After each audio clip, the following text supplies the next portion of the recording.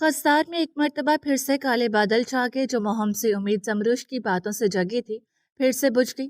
اس بات کا اندازہ سب کو تھا کہ زمروش کو مار کر مہابیر کو یوشا نے پھنسایا ہے، لیکن اس کے خلاف آواز اٹھانے کی کسی میں ہمت نہ تھی. حویلی میں خاموشی کا راج تھا. زیبا کے چیک اپ کے لیے شہر سے ڈاکٹر منگوائی گئی. پچھلے 1 گھنٹے سے یوشا کمرے کے باہر دائیں سے بائیں چکر لگا رہا تھا. ڈاکٹر صاحبہ باہر آئی اور یوشا کو پھیکی مسکراہٹ کے ساتھ نوازا. سب کچھ نارمل ہے، کوئی فکر کی بات نہیں، معمولی سا پیٹ درد تھا. ڈاکٹر چیک اپ کر کے باہر آئی. یوشا نے دلگیر ہو کر سر کو خم دیا. اس نے اپنے مینیجر کو ڈاکٹر صاحبہ کو واپس شہر چھوڑ آنے کی ہدایت دی اور خود کمرے میں در آیا. زیبا پیر پھیلائے موبائل دیکھنے میں مصروف تھی. یہ کیا حرکت ہے زیبا؟ وہ دبے دبے غصے میں بولا. کیا؟ موبائل ہی تو دیکھ رہی ہوں. زیبا نے شانے اچکائے. اس کی بات نہیں کر رہا. وہ قریب آیا اور اس کے ہاتھ سے موبائل چھینا. زیبا حیرت زدہ ہو کر کھڑی ہوگی. تم اتنی لاپرواہ کیسے ہو سکتی ہو؟ میں نے شہر سے ڈاکٹر کو ٹائم پاس کے لیے نہیں بلوایا تھا. تم نے انہیں اصل مسئلہ کیوں نہیں بتایا؟ یوشا نے اس کا بازو پکڑ کر جھنجھوڑا. اور please Yusha, be mature. Baby ہونا یا نہ ہونا نیچرل بات ہے، اس میں میرا کیا قصور؟ زیبا نے اس بات کو خاص سیریس نہ لیا. ہاں، پر تم ٹرائی تو کر سکتی ہو نا، ڈاکٹر کی مدد تو لے سکتی ہو. یہ بات تو صاف ہے کہ کمی تم میں ہے، کیونکہ منزہ سے مجھے 2 بچے ہیں. وہ دوبارہ گرایا. مائنڈ یور ٹنگ یوشا، تم مجھ پر ایسے نہیں چلا سکتے. زیبا نے بازو جھٹکا. یوشا نے حیرانگی سے اسے دیکھا تھا. میں اپنی مرضی کی مالکن ہوں، جو کرتی ہوں اپنی مرضی سے کرتی ہوں. تم یوں آرڈر نہیں دے سکتے. زیبا نے تیش میں صفاقی سے کہا. میں تمہارا شوہر ہوں. یوشا نے مانو جگہ یاد دلائی. میرے بابا کی وجہ سے وہ چاہتے تھے میں تم سے شادی کروں، اور یہ پاور جو تمہیں ملی ہے نا، میرے بابا کی بدولت ہے. اس لیے مجھ پر زیادہ حاکم مت بنو. الٹا زیبا نے اسے اس کی جگہ یاد دلائی. مجھ سے زبان لڑاؤ گی؟ وہ ہاتھ ہوا میں بلند کرتا آگے ہوا. ایسی غلطی مت کرنا یوشا. میرے بابا تمہیں پاور دلا سکتے ہیں تو واپس بھی لے سکتے ہیں، اور میں منزہ نہیں ہوں جو تم مجھے مار کر گھر سے نکال دو. میں زیبا گل ہوں، تمہاری حویلی کی اینٹ سے اینٹ بچا دوں گی. زیبا نے انگلی دکھاتے دھمکایا. یوشا کا ہاتھ ہوا میں معلق رہ گیا. وہ بے یقینی سے زیبا کو دیکھ رہا تھا. اسے لگا سنگھاسن پانے کے لیے صرف اس نے زیبا کو دھوکہ دیا، مگر اصل دھوکہ تو اسے ملا تھا. کبھی کبھی لوگوں کو ہم سے محبت نہیں ہوتی، وہ بس اپنا وقت گزارنے کے لیے ہمارے ساتھ ہوتے اور ہم اسے محبت تصور کر لیتے. پھر جب ان کا مفاد ختم ہو جائے، وہاں ان کی محبت، دوستی اور وفاداری بھی ختم ہو جاتی ہے. مہابیر کو مینٹل اسائلم میں 6 ماہ ہو گئے تھے. آغا صاحب ہر ہفتے اس سے ملنے آتے. وہ ان کے ساتھ بیٹھ جاتا، مگر بات نہیں کر پاتا. نظریں ہر وقت زمروش کے عکس کو تلاشتی، جو کبھی کبھی ہی منظر پر آتی تھی. ان 6 مہینوں میں اسے کتنی دفعہ زبردستی دوا کھلائی گئی تھی، کتنی مرتبہ الیکٹرک شاک دیا گیا تھا، اسے تو اب یاد بھی نہ تھا. نامعلوم ادویات لینے اور شوق لینے سے اس کی حالت خراب ہوتی گئی. وہ پہلے سے کمزور اور بے حال ہو گیا تھا. اس روز بھی آغا صاحب سے ملاقات کا دن تھا. مہابیر کو وارڈ بوائے سہارا دیتے میٹنگ ایریا میں لائے. آغا صاحب اس کی دن بدن بگڑتی حالت دیکھ کر آپ دیدہ ہو گئے. یہ کیا حال بنا لیا ہے بیٹا؟ انہوں نے مہابیر کے لمبے گندلے بال اور داڑھی پر ہاتھ پھیرا. بازو کمزور اور ٹانگیں بے جان تھی. اسے بس جینے کے قابل چھوڑا تھا. تیری اماں اور زہران بہت یاد کرتے ہیں. جلدی سے ٹھیک ہو کر گھر چلو بچے. آغا صاحب نے پیار کرتے اسے خود سے لگایا. مہابیر بت بنے کھڑا رہا. ناراض ہو اپنے آغا صاحب سے؟ بات تو کرو. انہوں نے پھر سے کوشش کی. مہابیر جھنجھلا گیا. اس نے آغا صاحب کو دھکا دے کر پرے کیا اور پلٹ کر اندر چل پڑا. آغا صاحب حیران پریشان اسے دیکھتے رہے. اس کی بہتری کے بارے میں دریافت کرنے کو آغا صاحب ڈاکٹر میکائل سے ملنے گئے. کچھ تو پتہ چلا ہوگا. دماغی تکلیف اسے پہلے سے تھی، پر اس حد تک بھی نہیں. وہ تو مجھے بھی پہچاننے سے انکاری ہے. آغا صاحب بہت ٹوٹ گئے تھے. سر، میں پہلے بھی بتا چکا ہوں، اب بھی وہی کہوں گا. یہ بیماری آٹزم سے کئی زیادہ بڑھ کر ہے. اسے ٹھیک کرنا بہت مشکل ہے. Please try to understand. Mikail جھوٹی اداکاری کرتے آغا صاحب کو تسلی دینے لگا. آغا صاحب بے بسی سے آہ بھرتے رہ کہ انہیں کچھ سمجھ نہ آیا کہ وہ کیا کرے. میں اسے دوسرے ہاسپٹل لے کر جاؤں گا. میں اسے اسلام آباد یا کراچی کے ڈاکٹرز کو دکھاؤں گا. بہو کھو چکا ہوں، بیٹا گنوانے کا دل نہیں میرے پاس. آغا صاحب نے نیا عزم لیا. کوشش کر لیں. پولیس اور عدالت کے چکر کاٹتے کاٹتے ایریاں گھس جائیں گی، لیکن مہابیر کو یہاں سے نکال نہیں پائیں گے. قانون کی نظروں میں وہ ایک قاتل ہے. اسے ایک جگہ سے دوسری جگہ شفٹ کرنا اتنا آسان نہیں ہوگا. میکائل ان کے حوصلے کو پست کرنے کی پوری تیاری کر رہا تھا. اپنی سیٹ پر بیٹھے وہ چیئر آگے پیچھے کرتے ہاتھ باہم ملائے آغا صاحب کو افسوس کن نظروں سے دیکھنے لگا۔ آغا صاحب دل پر پتھر رکھ کر اٹھے اور سر کو جنبش دیتے باہر نکل گئے۔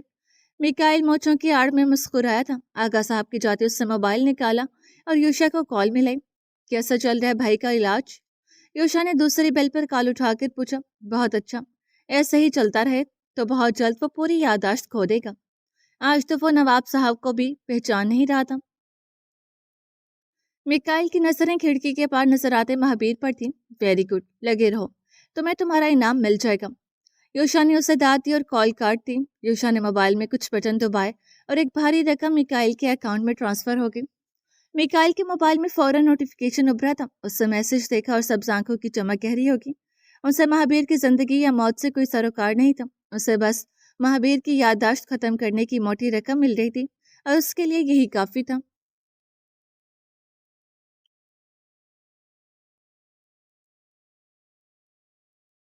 آغا صاحب گھر نہیں گئے۔ اس کی ایسی حالت دیکھ کر وہ گھر جا ہی نہیں سکتے تھے۔ ان کے قدم دیبا بیگم کا سامنا کرنے سے کترا رہے تھے۔ ہاسپٹل سے وہ اسپورٹس اکیڈمی آ کے دکھ سکھ میں اب رفیق صاحب بھی ان کے ساتھ ہی تھے۔ حوصلہ رکھیں شامیر، اللہ سب بہتر کرے گا۔ رفیق صاحب ان کے ساتھ بیٹھے ان کے گرد بازو حمائل کیے ہوئے تھے۔ کب رفیق، کب وقت ہاتھ سے نکلتا جا رہا ہے۔ آج مہابیر کو دیکھتے تو اسے پہچان ہی نہ پاتے۔ آغا صاحب نے مہابیر کی کیفیت یاد کرتے جرجری لی۔ ہر دور میں یعقوب اور یوسف الگ کیے جاتے ہیں، اپنوں کے ہی ہاتھوں آزمائش میں ڈالے جاتے ہیں، لیکن صبر کا پھل بھی تخت و تاج اور دوبارہ ملن کی صورت دیا جاتا ہے۔ آپ کو بس صبر کا دامن تھامے رکھنا ہے۔ رفیق صاحب نے ایک اور مثال دے کر سمجھایا۔ اسی امید میں شب و روز گزارا ہوں، ورنہ زندگی سے دل اٹھ گیا۔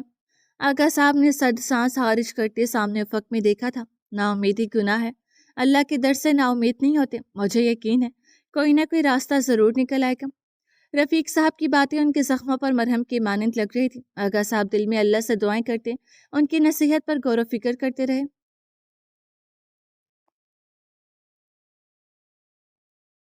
اس دن پلے گراؤنڈ میں ایک درخت کے سائے تلے ابان اور مہابیر ایک ساتھ بیٹھے تھے۔ کب سے یہاں ہو؟ گفتگو کا آغاز مہابیر نے کیا۔ 1 سال سے۔ ابان نے اسی طرح سامنے گراؤنڈ میں دوسرے مریضوں کو بھاگتے دوڑتے دیکھتے ہوئے جواب دیا۔ پاگل تو نہیں لگتے؟ مہابیر نے رخ اس کی سمت کیا۔ پاگل تو تم بھی نہیں ہو، پھر کیوں اس کھڑوس کے ہاتھوں خود کو پاگل بنا رہے ہو؟ ابان نے پہلی دفعہ اس کی سمت گھوم کر سر تا پیر اسے دیکھا تھا۔ کھڑوس ڈاکٹر میکائل کو کہا جا رہا تھا۔ مہابیر سمجھ گیا اور کھلکھلا کر ہنس پڑا۔ تمہیں پتہ ہے کتنا عذاب ہوتا ہے کسی کا نظر نہ آنا، ساتھ نہ ہونا، اور کتنا ہی عذاب دہ ہوتا ہے کسی کا ہر وقت نظر آنا، ہر وقت ساتھ محسوس کرنا۔ مہابیر اپنے انداز میں ٹرانس کی کیفیت میں بولا۔ ابان کی سمجھ میں نہ آیا۔ ابھی اس کی اتنی عمر نہ تھی کہ محبت کے روگ کو سمجھ سکے، تو اس چیز کو کمزوری نہیں طاقت بناؤ۔ ابان نے دوسرا مشورہ دیا تھا۔ جانے انجانے وہ بہت گہری بات کر گیا تھا۔ مہابیر سوچتے ہوئے اسے دیکھنے لگا۔ اب ایسے بھی مت دیکھو، میں بیوی نہیں ہوں تمہاری۔ ابان مضطرب ہوا۔ کیا تمہیں پتہ ہے مجھے میری بیوی نظر آتی ہے؟ مہابیر حیرت کا شکار ہوا۔ اسی دن سمجھ گیا تھا جب تم زمر زمر پکارتے گیٹ پر چڑھے تھے۔ ابان کے بولنے کا انداز بہت الگ تھا۔ ہوشیار ہو تو پر یہاں کیوں ہو؟ مہابیر کو اس لیے ابان سے کنیکشن محسوس ہوا تھا۔ یہاں ہر دوسری دماغی بیماری کو پاگل پن بنا دیا جاتا ہے، اس لیے۔ ابان پھر مخدوش الفاظ میں جواب دیتا اٹھ گیا۔ مہابیر اسے جاتے دیکھتے رہا۔ اس دن کے بعد ابان اور مہابیر میں دوستی ہو گئی تھی۔ ہر وقت نہ صحیح، لیکن جب بھی موقع ملتا ساتھ بیٹھ کر ایک دوسرے سے حال دل شریک کرتے۔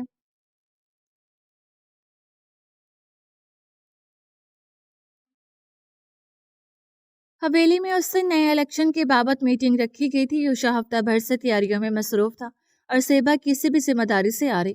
یامین اس دن پیٹ درد برداشت نہیں کر پایا۔ کسی طرح ہمت کر کے وہ میٹنگ روم تک آیا، مگر مینیجر نے اسے وہیں روک لیا۔ یامین وہی زمین پر گر کر پیٹ پکڑے رونے لگا۔ نہ جانے اس وقت یوشا کے دل میں باپ کی شفقت کیسے جاگی کہ وہ میٹنگ چھوڑ کر باہر آیا۔ یامین کیا ہوا؟ اس نے 8 سالہ بیٹے کو گود میں اٹھا لیا۔ بابا بابا بہت درد ہو رہا ہے۔ آہ، وہ زرد چہرہ لیے روتے ہوئے اتنا ہی کہہ پایا۔ یوشا کچھ کہتا اس سے پہلے ہی یامین کو متلی ہوئی اور خون کی الٹی سے یوشا کا سفید کرتا لال ہو گیا۔ ڈرائیور گاڑی نکالو، یوشا گلے کے بل چلایا۔ اس سے یامین کو بازو میں اٹھائے پوش کی سمت دوڑ لگائی۔ یوشا کی صدا پر सेबा भी कमरे से बाहर आ गई थी। हजार में तो यूशा की गफलत और अदम तवज्जो के बायस कोई अच्छा डॉक्टर न था, इसलिए उसे यामीन को लेकर कोयटा के लिए निकलना पड़ा। मैनेजर ने कोयटा हेडक्वार्टर्स में कॉल करके फौरन इमरजेंसी नाफिज करवाई। मेन हाईवे रोड को किसी भी ट्रैफिक जाम से पाक रखा गया ताकि वजीर आला खस्तार की गाड़ी बगैर रुकावट अपने मंजिल तक पहुंच सके। 120 की स्पीड ड्राइव करके भी खस्तार से कोयटा पहुंचने में 3 घंटे लगे। यूशा की गाड़ी सीधी सिटी नेशनल हॉस्पिटल के सामने रुकी। हॉस्पिटल की टीम को पहले ही इमरजेंसी की इत्तला दे दी गई थी। माहिर डॉक्टर्स ने यामीन को यूशा की गोद से लिया और आईसीयू की जानिब भागे। शायद उस मासूम बच्चे की हालत बहुत ख़राब थी जो एक के बाद एक डॉक्टर्स परेशानी के आलम में बाहर आते और स्टाफ को ज़रूरी हिदायत देकर वापस अंदर जाते। डॉक्टर, क्या हुआ यामीन को? अचानक तबीयत इतनी ख़राब कैसे होगी? बिल आखिर यूशा ने सर्जन को रोक कर पूछ लिया। अचानक? डॉक्टर उसके सवाल पर हैरान हुआ। यूशा के अंदर कुछ टूटा था। मिस्टर यूशा, यामीन को पिछले 1 साल से स्टमक अल्सर है। उन्होंने बीमारी की नौयत बताई। यूशा का मुंह खुल गया। मैं तो शौक हूँ, आप अब उसे यहाँ ला रहे हैं जब वो लास्ट स्टेज पर है, जबकि आपको उसे बहुत पहले यहाँ ले आना चाहिए था। क्या वाकई इससे पहले आपको उसकी हालत का इल्म नहीं था? कभी शक नहीं हुआ? डॉक्टर को वाकई यूशा की लापरवाही पर अफसोस हुआ था। यूशा शर्मिंदा होते सर झुका गया, आंखों में नमी उतरी थी। उसे बचा लें डॉक्टर, यूशा उस वक्त दरखास्त ही कर सकता था। वी विल ट्राई मिस्टर यूशा, पर झूठी उम्मीद नहीं दिलाऊंगा। He is to critical. Doctor साहब ने उसके कंधे को थपथपा कर दिलासा दिया। यूशा सर हाथों में गिराकर लब भींच गया। उसके गुनाहों का मदावा यामीन की जिंदगी लेकर हो रहा था। एक कुदरत तय कर चुकी थी। आई एम सॉरी सर, हम यामीन को नहीं बचा सके। 1 घंटे बाद डॉक्टर अफसरदा होते बाहर आया। यूशा दीवार से लगकर खुद को कंपोज करने लगा। पहली मर्तबा वो हारा था और जिंदगी का खेल जीता था। ये खबर मुनस्सा को कैसे दी उसे समझ न आया। वहीं दूसरी तरफ मुनस्सा किचन में खीर बना रही थी जो यामीन की फेवरेट थी। चाची, क्या बना रही हो? ज़हरान फुटबॉल से खेलता किचन में झांका। खीर बना रही हूँ, तुम भी खाओगे? मुनस्सा ने प्याली में थोड़ा सा निकालते हुए पूछा। मामा के साथ खाऊंगा। ज़हरान का दिल तो क्या, लेकिन जुबान से जवाब कुछ और निकला। मुनस्सा उदास होगी। उसने ज़हरान को उठाकर काउंटर पर बिठाया। ज़हरान, मामा बहुत दूर चले गए हैं, आसमानों के पार, अल्लाह ताला के पास, और वहां जाने के बाद वापस नहीं आ सकते। वो बच्चे को प्यार से समझाने लगी। ज़हरान गौर से उसका फलसफा सुनने लगा। पर वहां से देख जरूर सकते हैं। इस वक्त तुम्हारी मामा भी तुम्हें देख रही होगी और तुम्हें ऐसे कमजोर होते देखकर बहुत उदास होगी। मुनस्सा ने उसे खाने पिलाने की नई तरकीब लगाई। ज़हरान ने बेख्तियार किचन के रोशनदान से नीले आसमान को देखा था। अब तुम अच्छे से खाओ पियोगे, दादा दादी की बात मानोगे, अच्छे बेबी बनोगे तो मामा बहुत खुश होंगी। मुनस्सा ने खीर की प्याली उसके सामने लहराई। ज़हरान ने खुश होते मुंह खोला। मुनस्सा उसे प्यार से खीर खिलाने लगी। पर चाची, मुझे कैसे पता चलेगा मामा मुझसे खुश हुई हैं? ज़हरान ने सहरज़दा होकर सवाल किया। वो आ मुनस्सा राह हल सोचने लगी। ज़हरान पलके झपकाती उसे देखता रहा।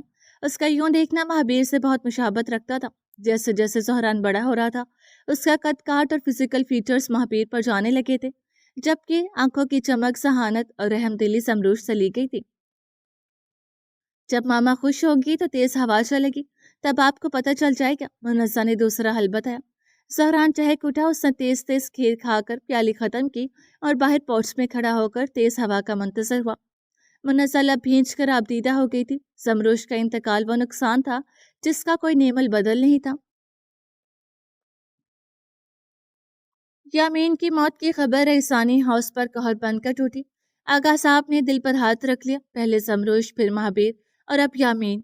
ये कैसी आजमाइश थी, ये कैसा इम्तिहान था। यूशा अपने जज्बात जब्त किए हुए था। अलबत्ता सबसे ज्यादा बुरी हालत मुनस्सा की थी। वह हासद और फासिद खातून ही सही, लेकिन माँ अच्छी थी। शामिर साहब और दीपा बेगम 5 साल बाद खस्तार आए थे। हवेली के तगैयारात देखकर वो हैरान जरूर हुए थे। ज़ेबा ने सास ससुर का सरसरी सा खैर मुकद्दम किया। जनाजे के मौका पर यूशा किसी और को नोट नहीं कर पाया। एक के बाद एक अफसरान और ओहदेदार लोग उससे गमराजी करने आते गए। ये सिलसिला 3 दिन तक चलता रहा। उस रात सब एक जगह बैठे थे। अगली सुबह आगा साहब और अम्मा बेगम को कोयटा के लिए निकलना था। मुनस्सा लाउंज के दरवाजे पर उदास सी बैठी, यामीन का मनपसंद खिलौना हाथ में लिए उसे सूजी आंखों से देख रही थी। चाची, यामीन भाई मेरी मामा के पास चला गया क्या?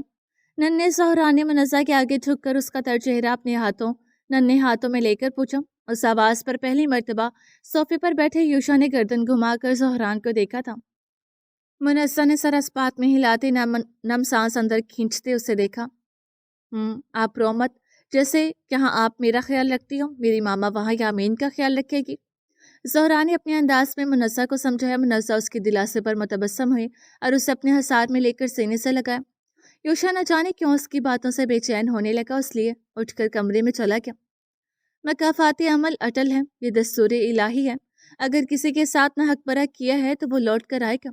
ज़रूरी नहीं कि उस मकाफ़ाती अमल की ज़द में सिर्फ बुरा करने वाला आए, बल्कि उसकी ज़द में वो लोग भी आ जाते हैं जो दिल के बहुत करीब हों। अपनों की तकलीफ दिखाकर अज़ियत में मुब्तला किया जाता है ताकि तुम भी महसूस कर सको और मकाफ़ाती अमल को पहचान सको। रात कट गई, दिन चढ़ गया। आगा साहब और अम्मा बेगम समेत मुनज़्ज़ा भी जाने की तैयारी कर रही थी। उसने अपने बैग में यामीन से जुड़ी बहुत सी चीज़ें रखी। जब यूशा बात करने आया, मुनज़्ज़ा, क्या हम सब कुछ भुलाकर नई शुरुआत नहीं कर सकते? क्या तुम मुझे माफ़ नहीं कर सकती? प्लीज़ रुक जाओ। यूशा यूशा उससे रिक्वेस्ट करने आया था। मुनज़्ज़ा ने सता हुआ चेहरा उठाकर उसे देखा। माफ़ कर दो, उसने सफाकी से जवाब दिया। तुम दौलत शोहरत पाकर अंधे हो गए, कोई बात नहीं, माफ़ किया। तुमने अपने मफाद के लिए दूसरी शादी कर ली, माफ़ किया। तुमने मुझे गलत समझा, मुझे घर से निकाल दिया, अपने बच्चों से दूर कर दिया, पिछले 1 साल से मेरी ज़िंदगी और मौत की भी खबर नहीं ली, कोई बात नहीं, सब माफ़ किया। लेकिन वो सांस लेने को रुकी। यूशा लब भींच कर उसे सुनता क्या। लेकिन मेरा बेटा बीमार हुआ, तुम्हारी अदम तवज्जी से उसका बर वक्त इलाज नहीं हो पाया, तुम्हारी आंखों के सामने उससे जान दे दी, ये कैसे माफ़ कर दूँ? वह यूशा के जवाब की मुंतज़िर हुई। यूशा ने कोई जवाब न दिया।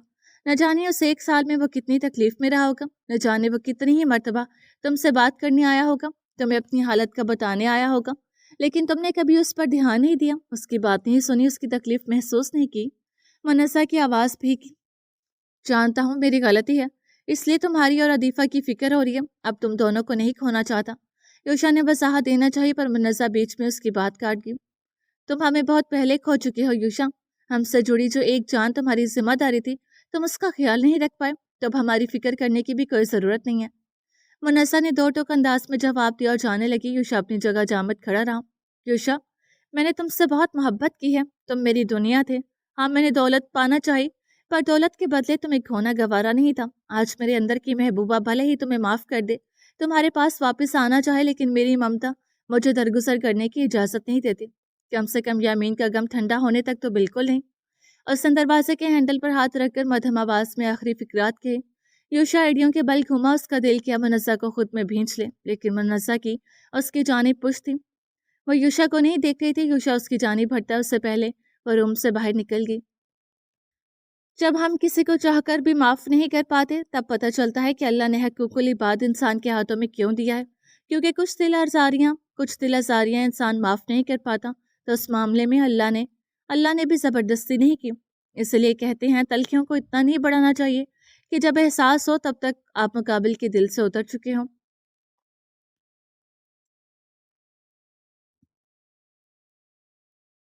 4 साल बाद आगा साहब लॉन में सूखी झाड़ियों को काट कर नए पौधे लगा रहे थे। रिटायरमेंट के बाद गार्डनिंग और सैर को जाना सोहरान की अच्छी परवरिश ही उनका रूटीन बन गया था।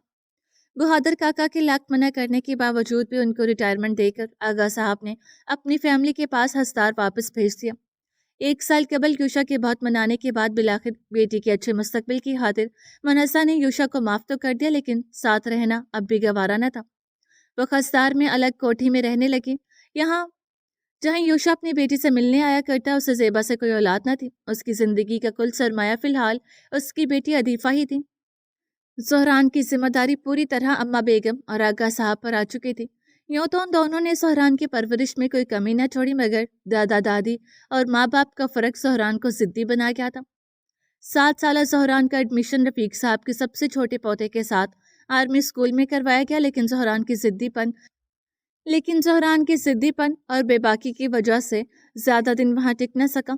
अम्मा बेगम और आगा साहब बहुत समझाते रहे, लेकिन ज़हरान एक कान से सुनकर दूसरे से निकाल देता। उस दिन मेंटल हॉस्पिटल में इंस्पेक्शन टीम आई थी। टीम की इंचार्ज डॉक्टर इनफाल खान थी। वो नरम दिल, खुश अखलाक और मीठे लहजे की मालकिन थी। लंबा कद, बड़ी आंखें, सतवान आँख अनाबी होंठ, गोरी रंगत की हामिल खूबसूरत दोशीज़ा थी। सफ़ेद चिकनकारी का कुर्ता शलवार पहने, लंबे बालों की ऊंची पौनी बनाए, दुपट्टे को गले में स्कार्फ की सूरत पहनी, आंखों पर से गॉगल्स लगाए वो ब्लैक हील्स पर चलती हॉस्पिटल के वसी अहाते में दाखिल हुई। उसके 2 कदम पीछे 2 गार्ड्स, एक मेल असिस्टेंट, डॉक्टर और एक वर्कर की टीम शामिल थी। वो उसके हमरा हेड ऑफिस आई, जहां मिकाइल और उसका स्टाफ इस्तकबाल में खड़े नजर आए। इब्तदाई हाल अहवाल के बाद कुछ कागजी कार्रवाई देखी गई और फिर मरीजों से मिलने का वक्त आया। मिकाइल ने असिस्टेंट डॉक्टर को सारे मरीजों को मीटिंग हॉल में इकट्ठा करने की हिदायत दी। 10 मिनट बाद डॉक्टर इनफाल खान मीटिंग हॉल में आए। एक कतार की सूरत सब मरीजों को खड़ा किया गया। इनफाल एक एक से मिलती गई और तोहफे के तौर पर एक छोटा बॉक्स, जिसमें छोटा डेकोरेशन पीस मौजूद था, देती गई। मेरा नाम डॉक्टर इनफाल है, तुम्हारा क्या नाम है? उसने एक टीनेज लड़के से सवाल किया। उस लड़के ने इश्तियाक से चमकता हुआ बॉक्स देखते हाथ बढ़ाया। नहीं, नाम बताओगे तो ही दूंगी। इनफाल ने अपना हाथ पीछे किया था। वो लड़का झिझका, फिर लब भींच कर मसरूर होते आंखें गोल गोल करने लगा। पाँव को हिलाते उसने लब खोले और अपना नाम बताया। Good boy. इनफाल ने खुशगवारियत से उसे सराहा और फिर गिफ्ट बॉक्स दे दिया। वह लड़का खुश होकर बाहर की सिमत भागा था। उसी तरह दूसरे दूसरे से तीसरे मरीज के सामने रुककर वो उसका दिमागी स्टेटस मालूम करने कोई ना कोई सवाल करती और उसका जवाब देने पर खुश होते गिफ्ट पकड़ा देती। आखिरी की कितार तक आकर वो अबान के आगे रुकी। हाय, कैसे हो? इनफाल ने हाल दरियाफ्त करते गिफ्ट बॉक्स आगे किया। मुझे ये नहीं चाहिए, अबान ने दो टोक अंदाज में जवाब दिया। इनफाल ने आईब्रो उठाकर उसे देखा था। तो फिर क्या चाहिए? इनफाल मुस्तफसर हुई। नए पेंट, ब्रश और एक बड़ा सा कैनवस। अबा ने अपनी फरमाइश बताई। मिकाइल आगे आया था, लेकिन इनफाल ने हाथ उठाकर उसे वहीं रोका। तुम पेंटर हो? इनफाल उसे बगौर मुशाहिदा कर रही थी। गर्दन घुमाकर उसने अपने असिस्टेंट से अबान की फाइल लाने का इशारा किया। अबान ने सर को खम दिया। ठीक है, मिल जाएगा। इनफाल हाथ सीने पर बांधे आगे बढ़ी। अगले मरीज पर वो कदरे ठटक गई। दराज का ढीला बदन, लंबे बाल, लंबी दाढ़ी, मूछ और उदास आंखें। हाय, मेरा नाम इनफाल है, तुम्हारा क्या नाम है? इनफाल ने अपने प्रोफेशनल अंदाज में सरता पैर उसे देखा। वो चेहरा उसे शनासा सा लगा था। मुकाबल करे शख्स ने सी आंखों की पुतलियां उठाकर सफेद लिबास में मलबूस उस खातून को देखा। इनफाल की नजरों में किसी और की एक झलक सी गुजरी। महाबीर की धड़कन बढ़ गई। उसे शिद्दत से जमरूश की याद आई थी। इनफाल उस चेहरे की तस्वीर करते ख्यालों में खो गई। मिकाइल ने थूक निगल कर गला तर किया। उसे खौफ था कि इनफाल उसे पहचान न ले। महाबीर ने उसके हाथ से बॉक्स उचका और बिना कुछ कहे आगे बढ़ गया। इनफाल एक झटके से होश में आई। वो उस शख्स की पुश्त को घूरते, उसकी शनाख्त याद आते इनफाल जामद होगी। महाबीर, वो उसे पुकारते सदा बुलंद कर गई। महाबीर के कदम उठते हुए थम गए। तुम महाबीर एहसानी हो ना, फेंसिंग चैंपियन? इनफाल ने दूसरी सदा लगाई। महाबीर अपनी जगह रुका था, लेकिन मुड़कर कोई रद्द अमल नहीं दिया। उसकी दूसरी सदा पर वो फिर से आगे बढ़ गया। मैम, आप जानती हैं इसे? असिस्टेंट डॉक्टर ने मुखातिब किया। उसके हाथ में अबान का बायोडाटा था। हाँ, ये महाबीर एहसानी है, पहला autistic fencer, Olympics gold medallist रहा है। पर ये यहाँ कैसे? इनफाल ने पहले खोए लहजे में तफसीलात बताई और फिर सोच में पड़ गई। उसने ठोस तासुरात बनाए, रुख मोड़कर मिकाइल को देखा था। मिकाइल के लब खुश्क हो गए। इनफाल की नजरें उससे बहुत सारे सवाल कर रही थी। Doctor Mikail, Mahabir एहसानी mental hospital में कुछ हजम नहीं हुआ? वह हेड ऑफिस में दर आते उस पर टूट पड़ी। उसका असिस्टेंट डॉक्टर वहीं हॉल में मरीजों का निजाम देख रहा था। गार्ड्स भी उसके साथ थे। उसने अपनी बीवी का कत्ल किया। वो डिपार्टमेंट की तरफ से यहाँ बढ़ती हैं। मिकाइल ने कोई असर न लिया। इनफाल शौक होगी। उसे अपने कानों सुने पर यकीन न हुआ। वो बेयकीनी से मिकाइल का चेहरा देखती रही। मिकाइल की नजरों में खबासत दर आई थी। वो एक कदम करीब आया। आप उसकी फिक्र न करें इनफाल,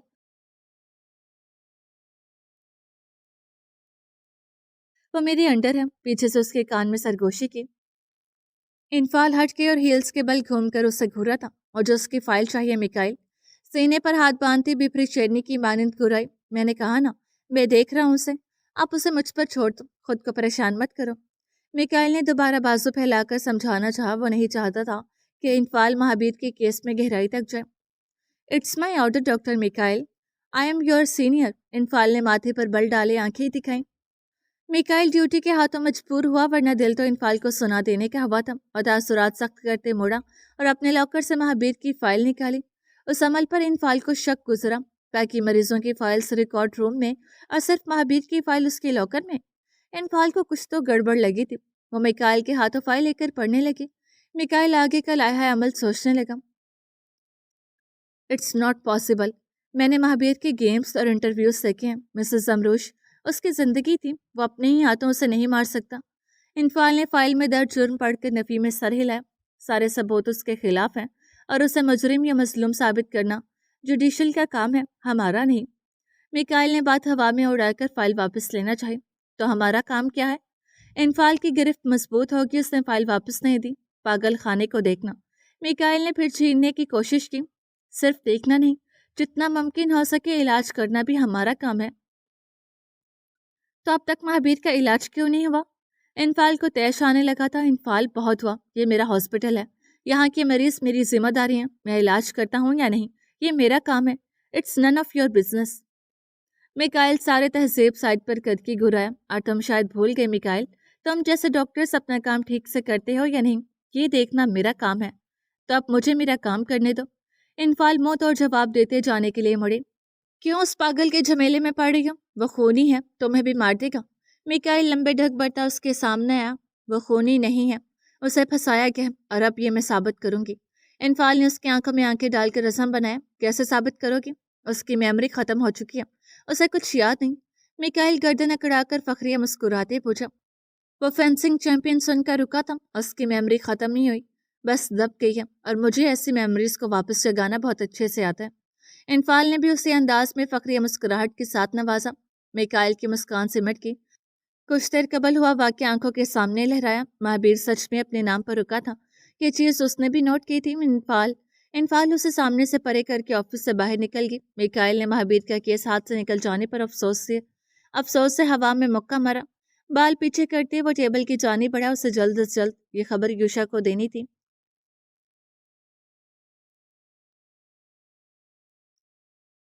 یوشا کی حکومت کا یہ تیسرا دور تھا۔ اپنے پاور اور چالاکی کے استعمال کر کے وہ تیسری مرتبہ خستار کا وزیر اعلیٰ بنا تھا۔ اب اس کا اگلا ٹارگٹ کوئٹہ کی وزارت سنبھالنا تھا، جس کے لیے اس نے ابھی سے ہی انتخابی ریلیاں اور تیاریاں شروع کر دی تھی۔ اس دن وہ منزہ کی طرف آیا ہوا تھا جب اسے میکائل کی کال موصول ہوئی۔ وہ گارڈن میں بیٹھے عدیفہ کے ساتھ پزل کھیل رہا تھا۔ موبائل پر میکائل کا نام نمودار ہوتے دیکھ کر وہ مشکوک ہوا۔ وہ منزہ کی طرف سے احتیاطی تدابیر اختیار کرنے اٹھ کر گیٹ کے باہر نکل گیا۔ اس وقت کیسے کال کیا؟ وہ بنا تہمید بندے سیدھے مدعے کی بات پر آیا۔ آج انسپیکشن ٹیم آئی تھی۔ میکائل دانت پر دانت جمائے کھویا ہوا۔ تو اس کی تیش بھری آواز پر یوشا نے ایک آئیبرو اٹھایا۔ تو ہیڈ آفیسر نے مہابیر کو پہچان لیا، وہ اس کا کیس اپنے ہاتھوں میں لینے والی ہے۔ میکائل نے بات پوری کی۔ لینے والی ہے مطلب عورت ہے؟ حد ہے میکائل، ایک عورت کو نہیں سنبھال سکتے؟ یوشا الٹا اس پر غصہ ہوا۔ میکائل خاموش رہا۔ کسی بھی طرح کر کے اسے مناؤ، مہابیر کسی اور کے انڈر نہیں جانا چاہیے۔ اتنے سالوں سے کروڑوں روپے اسی کام کے دے رہا ہوں تمہیں، اور اگر نہیں مانتی تو راستے سے ہٹا دو۔ یوشا نے آخری فکرات آہستہ کے راستے سے ہٹا دو؟ ہاں۔ اسپیکر پر میکائل کی استہزائیہ ہنسی گونجی۔ یوشا کے آئیبرو تن کے۔ Mister Yusha, ISI agent major Yazdan Khan کو جانتے ہیں آپ؟ یہ سوال نہیں تھا، آگاہی تھی۔ یوشا کے تنے ہوئے اعصاب ڈھیلے پڑ گئے۔ ڈاکٹر انفال خان میجر یزدان خان کی بیٹی ہیں، اگر اسے کچھ بھی کیا تو میجر یزدان آپ کے ساتھ ساتھ مجھے بھی کہاں غائب کر دیں گے، یہ ہم سوچ بھی نہیں سکتے۔ میکائل سر جھٹک کر سانس لینے رکا۔ میں دیکھتا ہوں کیا کر سکتا ہوں۔ یوشا دوسرا راہ نجات تلاش کرنے لگا اور کال کاٹ دی۔ دوسری طرف انفال نے مہابیر کی پچھلے 4 سالوں کی رپورٹ زیر و زبر کیا۔ مہابیر اس کا دیا گفٹ باکس ہاتھوں میں لیے پلے گراؤنڈ کی بینچ پر بیٹھا۔ اس نے خشک نظروں سے گفٹ کھولا۔ اس باکس میں ایک سپہ سالار فوجی کا کھلونا تھا، جس نے ہاتھ میں شیلڈ اور تلوار پکڑی ہوئی تھی۔ اس یونیفارم اور ہاتھ میں شیلڈ اور تلوار پکڑے سپاہی کو دیکھ کر مہابیر کے دماغ میں ہلکی سی چنگاری بھڑکی۔ اس نے فوراً جھجری لے کر گردن مسلی۔ سر کے پیچھے اٹھتے درد کی وجہ سے اسے وہ کھلونا ناپسند گزرا۔ اسے پھینکتے ہاتھ ہوا میں بلند کیا، لیکن مزید حرکت نہ دے پایا۔ ہاتھ ہوا میں ہی معلق رہ گیا تھا۔ لمبا لمبا سانس لیتے اس نے دائیں سمت دیکھا۔ وہ کاجل بھری چمکتی آنکھیں اور روشن چہرہ اس کے پہلو میں بیٹھا ہوا تھا۔ مہابیر سحر میں کھونے لگا۔ ہلکی ہوا سے سمروش کے بال لہرا رہے تھے۔ وہ ہاتھ تھوڑی کے نیچے رکھے اسے دیکھ رہی تھی۔ اب وہ عکس اس سے دور نہیں بھاگتا تھا، نہ اسے دیکھ کر مہابیر بےتاب ہوا کرتا تھا۔ مہابیر کو سمروش کے عکس کے سہارے جینے کی عادت ہو گئی تھی۔ وہ اکثر گھنٹوں ایسے ہی ایک دوسرے کو دیکھتے رہتے۔ اس وقت بھی وہیں سما تھا۔ اس منظر میں ڈاکٹر انفال کے آنے سے خلل پڑا۔ ہائے مہابیر، انفال اس کے ساتھ بینچ پر بیٹھ کے غالباً اسی جگہ جہاں مہابیر کی نظر میں زمروش بیٹھی تھی۔ انفال کے بیٹھنے سے زمر کا عکس دھواں ہو کر فضا میں محلول ہو گیا۔ مہابیر کا منہ بن گیا۔ وہ انفال کو نظر انداز کر کے زمروش کی تلاش میں نظریں دوڑانے لگا۔ کسی کو ڈھونڈ رہے ہو؟ ڈاکٹر انفال نے بغور اس کی حرکات و سکنات مشاہدہ کرتے سوال کیا۔ مہابیر نے لب بھینچ کر آنکھیں گول گول گھماتے انفال کی جانب رخ کیا اور پورا سر اوپر سے نیچے کرتے حامی بھری۔ جس کو؟ انفال کو مہابیر کی دماغی کیفیت کا اندازہ ہو گیا۔ مہابیر نے اسے ہاتھ کے اشارے سے قریب آنے کا کہا۔ انفال نے سر کو ہلکا سا اس کی جانب کیا۔ زمر کو؟ مہابیر نے انفال کے کان میں سرگوشی کی۔ انفال نے او کی صورت لبوں کو حرکت دی اور سر کو خم دے کر سیدھی ہوئی۔ ابھی کہاں ہے وہ؟ انفال نے متجسس ہوتے پوچھا۔ مہابیر نے گراؤنڈ کے سبز گھاس سے آگے ایک چمیلی کی ٹہنی کی سمت اشارہ کیا۔ اسے زمروش وہاں چمیلی کے پھول چن کر بالوں میں لگاتے نظر آئے۔ انفال نے اس کی اشارے کی سمت دیکھا تو وہاں کوئی نہ تھا۔ اچانک انفال کو مہابیر سے بہت ہمدردی ہوئی تھی۔ ایک مضبوط توانا تلوار باز ایسی ذہنی کیفیت میں پھنس چکا تھا۔ ارے دیکھو، تمہیں تلوار باز کھلونا ملا، پسند آیا؟ اس نے مہابیر کی توجہ ہاتھ میں پکڑے کھلونے کی جانب کرائی۔ جگہیں اور چیزیں انسان سے منسوب ہوتی ہیں۔ جب وہ انسان نہ رہیں تو ان جگہوں اور ان چیزوں سے ہماری دلچسپی بھی ختم ہو جاتی ہے۔ مہابیر نے اپنے آپ ہنستے ہوئے کہا۔ انفال اس کے دل کا درد محسوس کر سکتی تھی۔ ہنستے ہنستے آبدیدہ ہوتی اس نے حیرت سے ہاتھ میں پکڑے کھلونے کو دیکھا تھا۔ وہ تو اسے پھینک رہا تھا لیکن پھینک نہیں پایا تھا۔ تم بھی کبھی اس جیسے تھے نا؟ تلوار باز اولمپکس میں فینسنگ چیمپئن بنے تھے، یاد ہے؟ انفال اسے ماسی کے اوراق دکھانے لگی۔ مہابیر کے ماتھے پر بل نمودار ہوئے تھے۔ اس کی گردن میں پھر سے چنگاری اٹھی اور وہ سر جھٹک کر وہاں سے چلا گیا۔ انفال نے اسے پکارا لیکن وہ رکا نہیں تھا۔ ماضی بھلانے میں جتنی تکلیف ہوتی ہے اتنا ہی اسے یاد کر کے درد ملتا ہے۔